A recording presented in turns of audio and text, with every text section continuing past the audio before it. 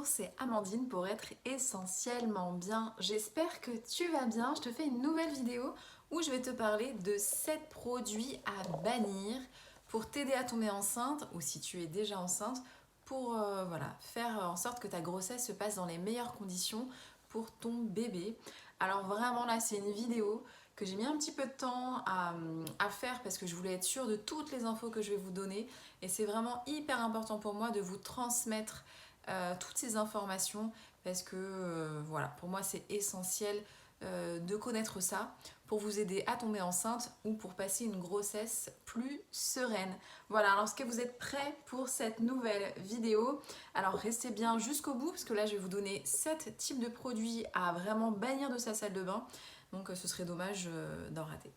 Donc avant de commencer et de vous dire exactement quels sont les 7 produits à retirer de votre salle de bain, je vous ferai une vidéo dans les jours prochains où je vais vous parler des alternatives parce que forcément, là je vais vous dire quoi enlever dans votre salle de bain et je vous dirai dans une autre vidéo par quoi remplacer pour que tout se passe au mieux.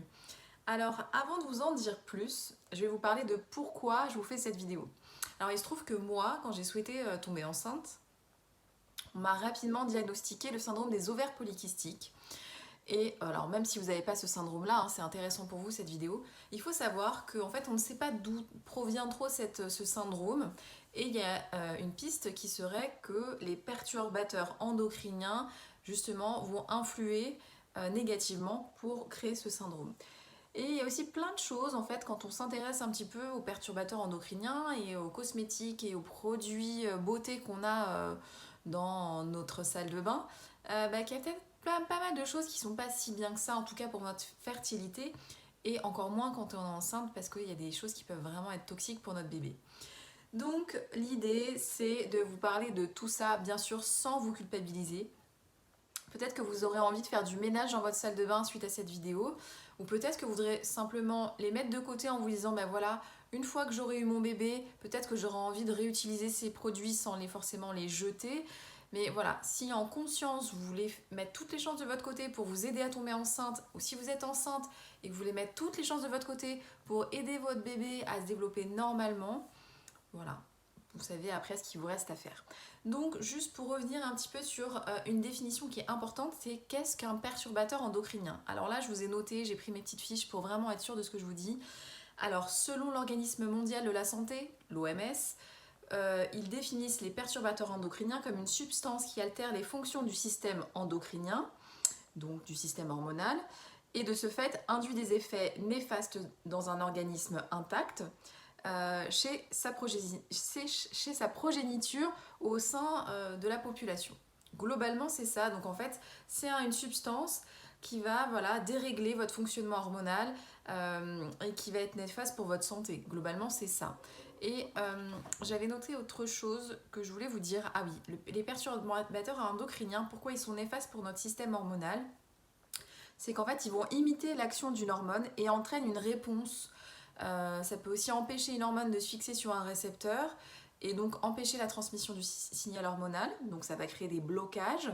Ça peut perturber aussi la production et la dégradation des hormones et aussi perturber le transport des hormones dans l'organisme. Globalement, on a bien compris que les perturbateurs endocriniens, c'était pas bon pour la santé.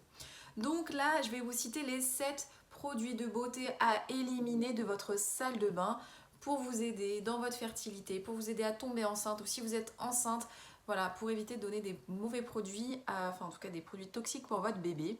Donc on va commencer par les produits pour les ongles. Alors voilà, je pense que vous en étiez déjà un peu douté, mais peut-être que vous continuez à mettre du vernis à ongles sur vos ongles. Eh bien, il faut savoir qu'il y a énormément de produits nocifs qui sont constitués dans les vernis traditionnels, alors ceux qu'on achète classiquement dans des boutiques standards, hein, des supermarchés ou même dans des parfumeries ou autres, et aussi les dissolvants. Forcément, quand on utilise de l'acétone pour enlever des vernis sur nos ongles, eh bien c'est néfaste pour notre santé. Voilà, je vais vous citer un peu comme ça, sans vous dire tout de suite les alternatives, ce sera dans une prochaine vidéo. Globalement, ce qu'on peut retrouver, excusez-moi, c'est du triclosan. Triclosan, c'est un des produits qui est vraiment à mettre de côté qu'il ne faut pas avoir dans ces produits cosmétiques. Et malheureusement, il y en a un peu partout, que ce soit dans différents produits. Mais globalement, voilà. Se poser la question du vernis à ongles. Est-ce que vraiment c'est essentiel pour vous? Et si oui, je vous proposerai d'autres alternatives. Ensuite, deuxième produit de beauté à éliminer de votre salle de bain, ça va être les parfums.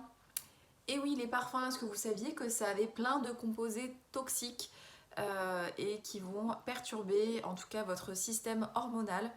Parce que donc les grands parfums, hein, je ne vais pas vous citer de marque, mais bon, globalement, tous ceux qu'on trouve dans les grands magazines People, dans les grands magazines féminins, eh bien, si on cherche un petit peu la composition de ces parfums, globalement, ça va être des parfums déjà synthétiques et en plus avec plein de perturbateurs endocriniens dedans. Donc attention aux parfums. Ensuite, troisième type de produit beauté à éliminer de sa salle de bain, tout ce qui est produit maquillage, attention, donc tout ce qui est crème, bébé crème, fond de teint, poudre, rouge à lèvres, fard à paupières. Attention, regardez la composition de vos maquillages et même de vos crèmes parce que justement il peut y avoir plein de perturbateurs endocriniens dedans.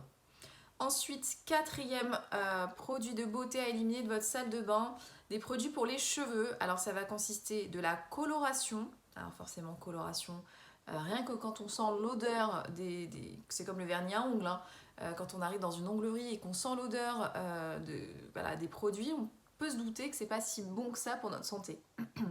Donc les produits de coloration qui ne sont pas naturels, attention, parce que forcément il va y avoir de l'ammoniac dedans, et l'ammoniac, pareil, c'est néfaste pour notre santé.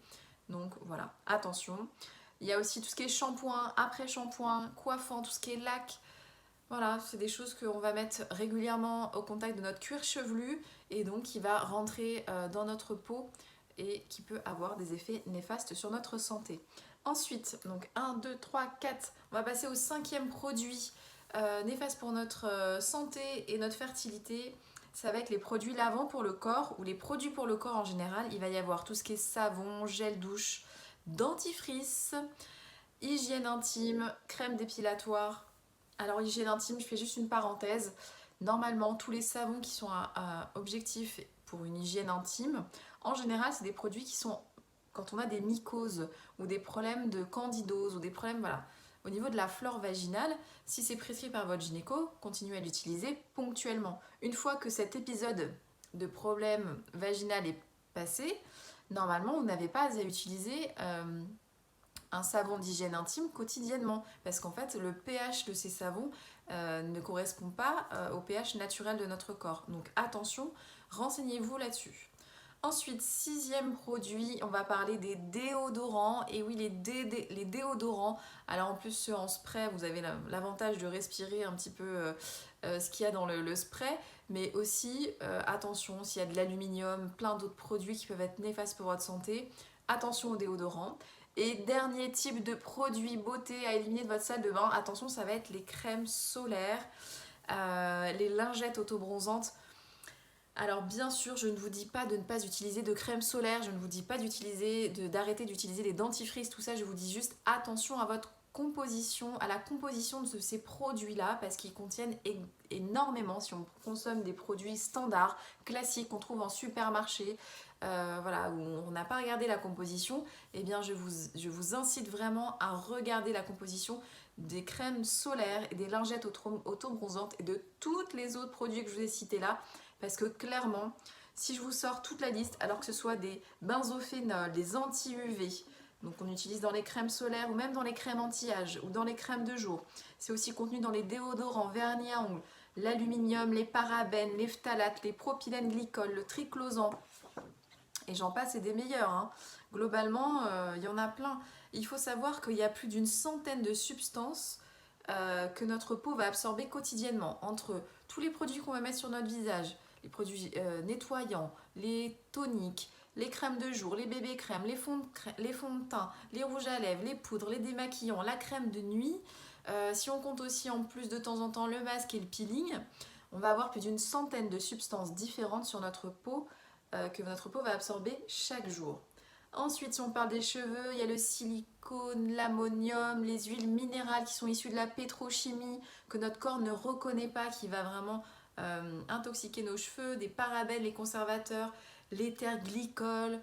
Voilà, ça c'est un composé qui va passer la barrière placentaire et que du coup qui va arriver jusqu'à votre bébé si vous êtes enceinte.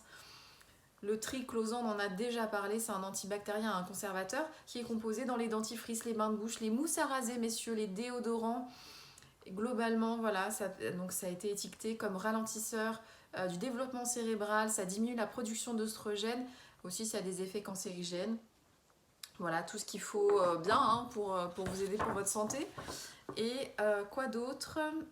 Il y a aussi d'autres choses, mais bon, en gros, je ne vais pas trop développer sur cette vidéo, sinon ça va être une vidéo trop longue. Donc en fait, l'objectif de cette vidéo, c'est vraiment de vous poser des questions et de vous dire qu'est-ce que j'utilise quotidiennement sur ma peau, qu'est-ce que je mets quotidiennement sur mes cheveux, sur mes ongles, sur mon corps. Est-ce que ça peut avoir un impact nocif pour ma santé ? Si oui, si j'ai le moindre doute, eh ben, peut-être qu'il faut que je fasse du ménage dans ma salle de bain, en tout cas mettre de côté tout ça.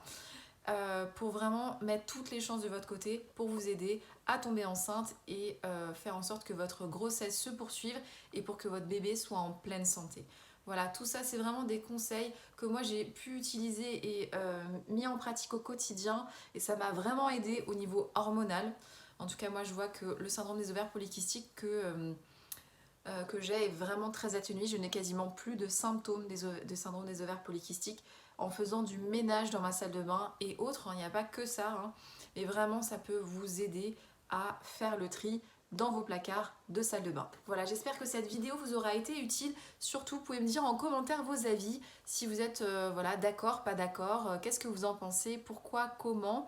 Et bien sûr, je vous fais une vidéo que je vous enverrai d'ici quelques jours pour vous donner des alternatives pour vraiment voilà, vous continuer à utiliser tous ces produits, mais des produits qui sont meilleurs pour votre santé. Voilà, et puis si vous avez envie, abonnez-vous à ma chaîne pour me soutenir, mettez un petit pouce en l'air, voilà, commentez, likez et partagez cette vidéo, ça me fera toujours plaisir. Je vous souhaite une belle journée et je vous dis à très bientôt, ciao!